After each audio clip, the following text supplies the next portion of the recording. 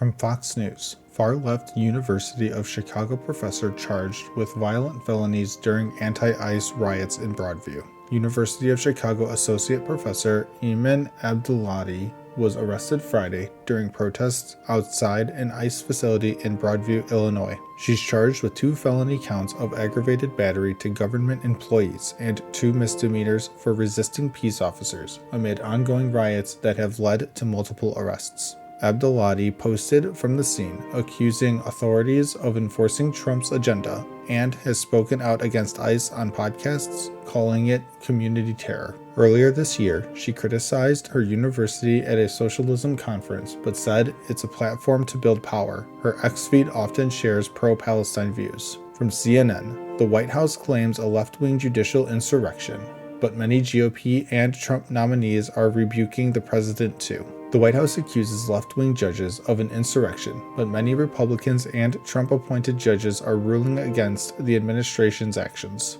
Trump nominee Judge Karen Immergut blocked National Guard deployments to Portland twice, warning against blurring lines into martial law. In deportation cases using old laws, judges like Reagan appointee J. Harvey Wilkinson called rapid removals shocking to American liberty. Over a dozen GOP judges have struck down tariffs, birthright citizenship changes, and more, using strong language against unlawful overreach. From Newsweek, Judge Diane Goodstein makes first comment after house burns down. South Carolina Judge Diane Goodstein's home burned down Saturday. She told media she's all right and sounded cheerful, while her husband was injured escaping. The fire's cause is under investigation by state authorities.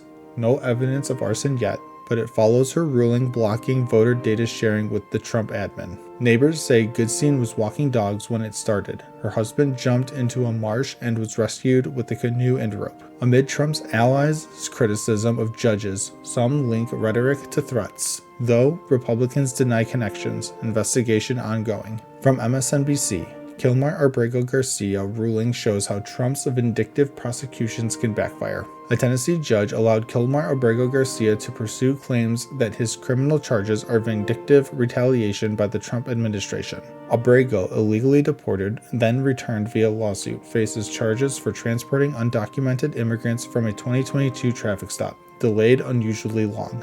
Judge Waverly Crenshaw cited DOJ official Todd Blanche's comments linking charges to Abrego's civil suit as evidence of possible retaliation. This preliminary win opens discovery. Similar claims from others like Rep. McIver show risks for politically motivated cases. From Inquisitr, Marine veteran mocks Pete Hegseth as laughingstock inside Pentagon. Marine vet Senator Ruben Gallego mocked Defense Secretary Pete Hegseth as a laughingstock in the Pentagon after his controversial military summit. At Quantico, Hegseth railed against fat generals, diversity programs, and pushed stricter fitness standards, seen by critics as an insecure power play. Gallego told CNN it broadcasts weakness, not leadership. Anonymous officials called it wasteful theater close to a loyalty test. Backlash from veterans warns of morale hits to troops. Amid White House domestic military pushes, patience in ranks is thinning. From CBS News, CBS News on board as China intercepts Canadian Air Force mission.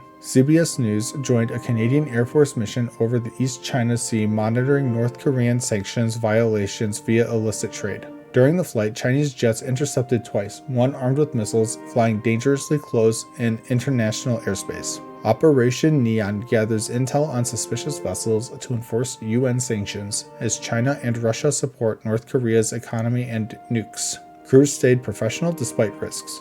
Trump seeks talks with Kim, but denuclearization remains stalled after past summits. And as always, thank you for the like, comment, and subscription.